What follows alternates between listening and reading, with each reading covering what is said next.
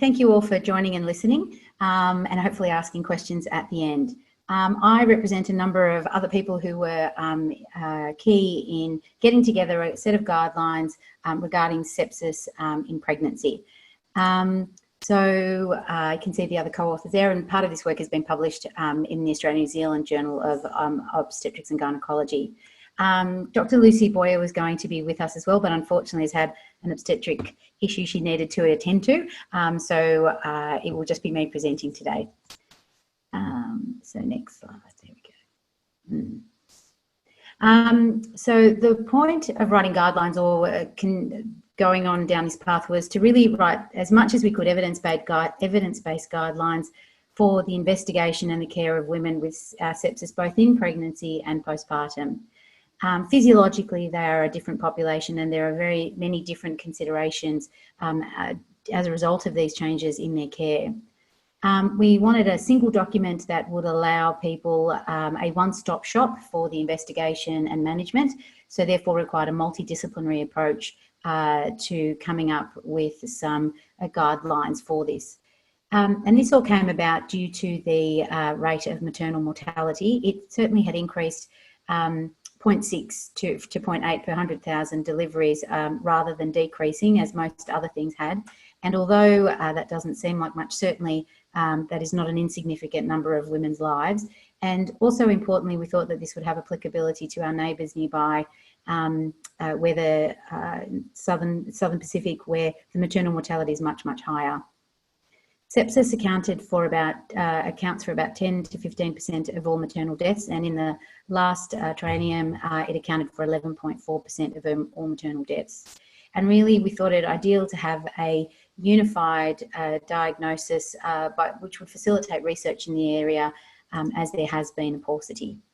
There are certainly other guidelines that already exist in this field elsewhere. There is the Sepsis Kills campaign, which many of you in New South Wales Health will be aware of.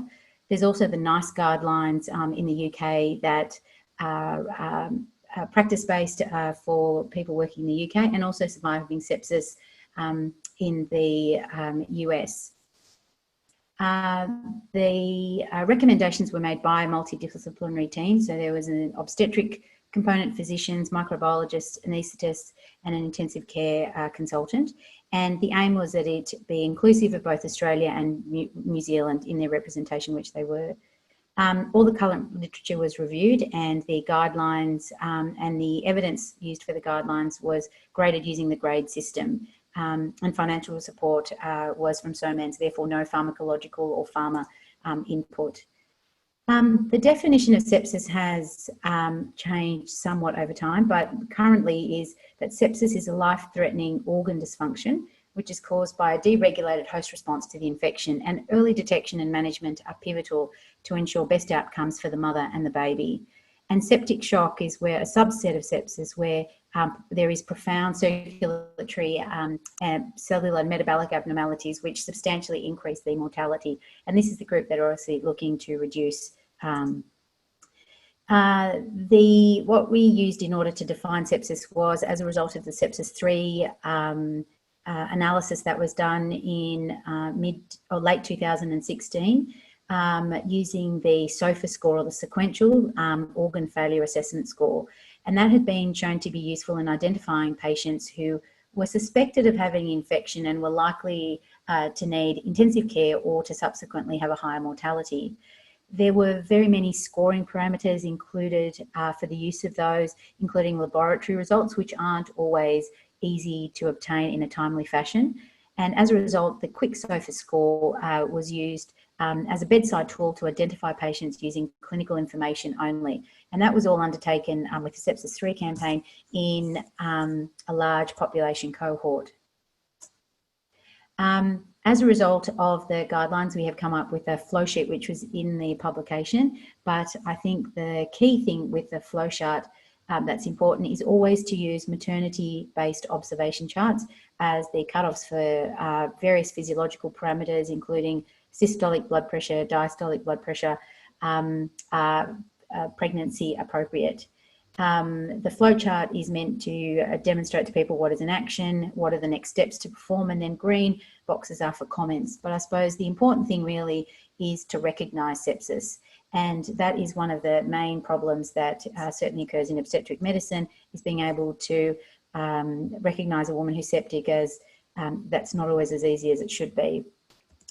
In order to facilitate improved clinical care and facilitate implementation, we had set up a sepsis checklist so that people could easily work through the different steps in order to ensure that all aspects of care were included and investigations were done appropriately and in a timely fashion. And in Table 1 and Table 2 are the modified criteria that we created.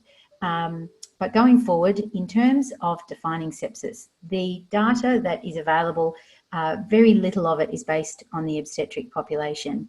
And certainly it's important to modify the criteria for the definition of sepsis to what is physiologically appropriate for the obstetric population. So the quick SOFA, the bedside assessment, we altered to the obstetrically modified SOFA. And similarly to what was found in the non-pregnant population, that a score of greater than or equal to 2 predicted in-hospital mortality. The modifications that were made were predominantly, so the obstetrically modified QSOFA score is made up of a systolic blood pressure. So if you have a blood pressure of less than 90 millimeters of mercury, you score 1 point. If you have a respiratory rate of greater than 25 or greater, you score 1 point. And if there is altered mentation, which is slightly different to the QSOFA, the non-obstetrically relevant score. What we did was we changed the respiratory rate. Although the respiratory rate doesn't change in pregnancy, we aligned the cutoff with the maternity observation charts. The evidence suggests that a respiratory rate of greater than 22 is a risk factor or is a predictor of requiring intensive care or an increased risk of mortality from sepsis. However, clinically and in terms of feasibility, that's very rarely going to be picked up. And as a result, we altered that to 25. The systolic blood pressure also in pregnancy, if we use the cutoff of 100 millimeters of mercury that was used in the non-obstetric population, about 15 to 20% of pregnant women would already score 1 point at that reading. So as a result, we reduced it to include to 90 millimeters of mercury, where there is certainly a physiological variation where people do have blood pressures that low. However, that is less than 2% of the obstetric population. So therefore altered the QSOFA to the obstetrically modified QSOFA. If sepsis is suspected with the quick SOFA score, then an assessment needs to be undertaken to assess if there is any evidence of end organ dysfunction. So the SOFA score has already been validated in the non-obstetric population, and similarly that was adjusted to an obstetrically modified SOFA score to account for the physiology of pregnancy.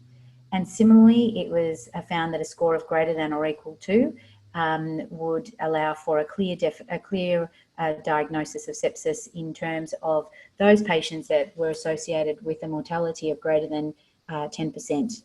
Unfortunately, again, this hasn't been validated in the obstetric population yet, but certainly work is underway to do so.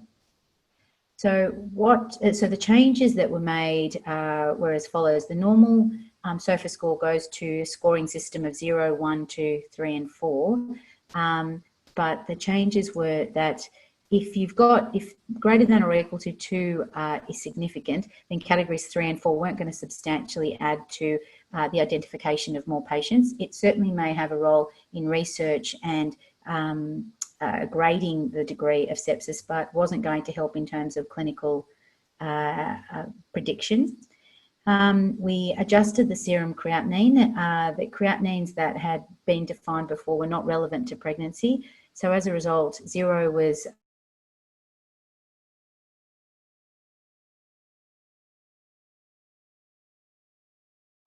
deemed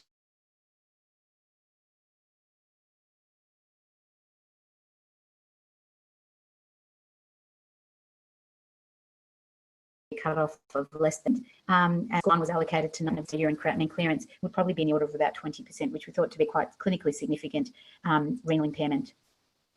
The Glasgow-Coma scale is not routinely assessed on maternity wards, and certainly it was a concern that if we had left that in there, that really wouldn't be assessed adequately. So similarly to the maternity observation charts, mentation or assessment of the central nervous system was categorised clinically, with there being 0 points for being alert, 1 for rousable by voice, and 2 for rousable by pain alone or worse. And a score other than 0 needed to trigger a formal assessment of a Glasgow-Coma scale and a greater assessment. The definition of septic shock didn't really alter in obstetric patients, as the clinical criteria, again, not validated for the obstetric population, still were very clinically relevant. So if a woman has hypotension requiring vasopressor therapy to maintain her mean arterial pressure to 65 millimeters or greater, and has a serum lactate greater than 2 after adequate fluid resuscitation, that would be by definition septic shock. As I've said several times, there is no validation in the obstetric population, and the large clinical trials, although over 1 million patients were included, the average age was 65. The bulk of the patients, 65%, were male, and as a result, its applicability is somewhat concerning. But till there is a prospective trial of that nature, unfortunately, we're going to have to be extrapolating. The other thing that we covered in the sepsis guidelines that we thought was very important is fever in pregnancy. So fever, independent of the cause in the first trimester, has certainly been associated with congenital abnormalities, independently with neural tube defects, with an odds ratio of about 3, with cleft palates with an odds ratio of about 2, and congenital heart block with about a 50% increase with an odds ratio of 1.5. We discussed which antipyretics to use. There has been some publications with regards to the use of paracetamol and how they may be associated with some adverse behavioural outcomes in the babies of those pregnancies. However, there were significant flaws with that study, although it was based on a large population base. As a result, it's clear that the evidence suggests that high-dose aspirin and non-steroidal anti-inflammatory drugs should be used with caution in the third trimester, but that fever should be treated as best as possible, keeping in mind that the risks need to be balanced with the benefits for the mother, because both the therapy, but more importantly, the fever itself, can be harmful to the fetus. We look at the etiology of sepsis, and we thought that it was really important to highlight the importance of gas. So group A, beta hemolytic strep pyogenes. As a cause, it is certainly the most virulent of bacteria, and sepsis-related maternal deaths is most commonly caused by gas. The second most likely bacterial infection is E. coli, predominantly from the urinary tract, from the genitourinary tract.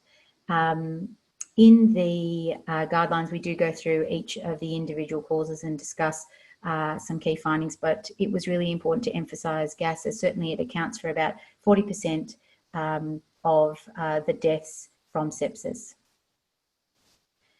In the document, we also discuss the non-infective causes, because certainly, although sepsis is a potential differential diagnosis, certainly there are very many mimics, including, for example, an acute pulmonary embolus, acute fatty liver of pregnancy, and these, although less likely and usually each have their own diagnostic criteria, certainly can be confusing, and we've included a list there that would be relevant to pregnancy, although you would have to consider the differentials based on the gestation of the pregnancy. Investigations in sepsis are essentially similar to not in pregnancy, are similar to not in pregnancy. The important things to highlight are that blood cultures really do need to be obtained before antibiotics. However, it shouldn't really delay therapy. There are certainly 2 or 3 deaths over the last 3 or 4 analyses where the collection of blood cultures delayed significantly the time to antibiotics. and as a result, no doubt had an impact on the mortality of the patient. We give a large range of what are appropriate pregnancy-specific changes in various investigations. And it's important to note that imaging really shouldn't be withheld due to pregnancy and breastfeeding. There are certainly workarounds that you can use, uterine shielding, but really that the investigations that should be done in as safest a possible manner, rather than guessing or presuming the various findings. And most commonly we see many women who are deemed to have a lower lobe pneumonia but don't undergo a chest x-ray. In terms of assessing a lactate, which is important for end organ dysfunction, arterial or venous blood gas would be appropriate. So this is an example not meant to be discussed in any detail, but really to give you an indication of the obstetric reference ranges that are given with appropriate references, but also to for those not used to treating pregnant women, that many of the reference ranges are different. So for example, a white cell count of 17 in pregnancy is certainly normal, and that lactate, however, is appropriate in pregnancy is similar to non-pregnancy, that the partial pressure of oxygen changes significantly, and there's a significant change in the normals for creatinine and transaminases. When reviewing investigations on the electronic medical results, that if the patient hasn't been flagged as pregnant, and sometimes if they are, the reference ranges aren't adjusted appropriately. So it's important to interpret the investigations in the context of the clinical state. Treatment of sepsis, as in pregnancy and non-pregnancy, should be treated immediately, and antibiotics should be administered within the first hour. And both in pregnant women and non-pregnant women, every hour delay significantly increases mortality by 8%, maternal mortality by 8%. So empiric treatment includes fluid resuscitation, 2 litres of crystalloid, and if not better, then escalation needs to occur from ward-based or emergency department-based therapy to either a high dependency unit or intensive care. Correction of hypoxia also needs to occur, as that independently is not only bad for the mother, but obviously for the fetus as well. And that thromboprophylaxis should be considered, as pregnancy is already a hypercoagulable state, and sepsis will only add to that risk. And obviously antimicrobials commenced. Although not always relevant, source control, however, may be important, especially if a woman's got chorioamnionitis or a wound infection, for example, in a cesarean scar, and so that might need to be dealt with first. Specifically for gas, source control is certainly a very important part of the therapy. Delivery of the fetus may be required, and that is really dependent on the fetal parameters, whether there's any fetal distress, the gestation, and the context of the pregnancy. It's also what has also become apparent from the maternal mortality reviews is that treating immune suppressed women really has to be done as a team event, and that whoever is predominantly responsible for her when she's not pregnant with regards to her immune suppression, be it because she's got a solid organ transplant, a malignancy or an autoimmune disease, that those women need to have their carers involved or someone who can deal with the immune suppression. Ideally, treatment will be based on the source of the sepsis, but if unknown, there's certainly a detailed list of therapeutic options that cover both Australia and New Zealand antibiotic availability. Hypersensitivity to penicillin is a problem, and obviously there's a section there to delineate clearly what should be used for unknown source guidance for their initial therapy. It's also important to consider that viral infection may be mimicking bacterial sepsis, and that if there's any doubt, obviously to consider treating women with appropriate antiviral therapy. For example, oseltamivir if there is a suspicion of influenza. Now, normally Dr. Bauer would discuss the timing and mode of delivery, but there are important factors to be considered. So in her absence, I will do my best. So in the presence of intrauterine sepsis, certainly delivery should always be considered once the mother is considered stable, allowing for fetal well-being. So if the fetus is distressed, unfortunately, that certainly draws people's hands. But if the fetus is well, optimally, the mother can be stabilised prior to delivery. Steroids certainly should be considered for a preterm delivery, and that depends on the clinical context. If they're diabetic, for example, less than 37 weeks, and that will vary from centre to centre, but needs to be balanced against the urgency of delivery. Although certainly in sepsis, steroids have a role, although these would be primarily for fetal lung maturation. While resuscitative efforts are being undertaken, it's really important to make sure that the fetus is not forgotten, that a fetal heart rate that's done at the beginning of resuscitative efforts was normal but may not continue to be. So sometimes the computed tomography needs to come down to the emergency department or needs to occur in intensive care in order to allow for continuous fetal monitoring if the situation requires it. In terms of sepsis, from an anaesthetic consideration, that certainly some women, once stabilised, might not be able to stay at their centre, either because of the maturity of the fetus. So, for example, in a tertiary or a regional centre, they might not be able to support a 28-week fetus. So sometimes there's initial stabilisation of the mother and then a transfer of the patients to an appropriate centre that can cope with both the fetal requirements as well as the maternal requirements. Spinal anaesthesia is certainly not performed in patients who have got untreated systemic infection. Although the risk is small, it is a significant risk for spinal or epidural sepsis. Antibiotics ideally would be initiated before. Alternatively, a general anaesthetic would have to be administered for delivery should that be required. But certainly in patients who aren't bacteremic, that spinal anaesthesia would be considered safe. But as I said, if there is a contraindication to spinal anaesthesia, then a general anaesthesia may be required. With regards to intensive care issues, they're fairly similar to the non-obstetric population.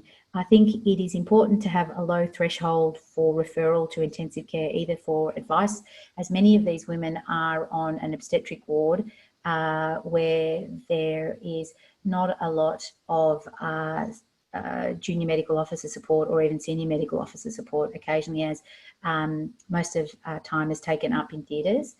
And that the indication for admission to intensive care may certainly vary based on the individual centre. Some of the more peripheral centres will have a lower threshold, whereas some of the large centres will be able to offer support in the ward. But certainly if there is any evidence of organ dysfunction, there is certainly an indication for intensive care involvement. Breastfeeding also causes, and antibiotic therapy causes a great deal of X, but really there is only a very small amount of antibiotic that it does get into the breast milk. Some does get across, that infants should be monitored for side effects, for example, diarrhea and rash, but there are certainly quite specific guidelines available at various websites. We have referred to one of them where you can assess the individual passage of antibiotics into breast milk. I think it's also important to mention here that in women who have group A hemolytic strep, that there needs to be good communication with the neonatologists or the paediatricians looking after the baby, as certainly the baby will need to be, there needs to be consideration for prophylaxis due to its quite contagious nature. With regards to postpartum, these are really quite pregnancy-specific guidelines and really recommended for the entire pregnancy period as well as for about the first week. A woman's physiology slowly returns to the non-gravid state, and although it takes up to 6 weeks, the hemodynamic considerations have returned almost back to normal after about the first week. So therefore, we thought that after the first week, really, the usual sepsis guidelines should be followed. The guidelines have been published, and certainly many of the authors are going either on local, national or internationally in terms of educating, discussing and disseminating these guidelines. And ultimately, and both in the larger document, so the full sepsis guidelines, there is audit points that can be used by local centres to assess either their implementation or the effectiveness of the implementation of the guidelines. An example of this is where, in terms of assessment of sepsis, what is the incidence of sepsis? Certainly, that sepsis is not one of the measures of maternal outcomes, maternal mortalities, but certainly that may be too small or too crude an assessment.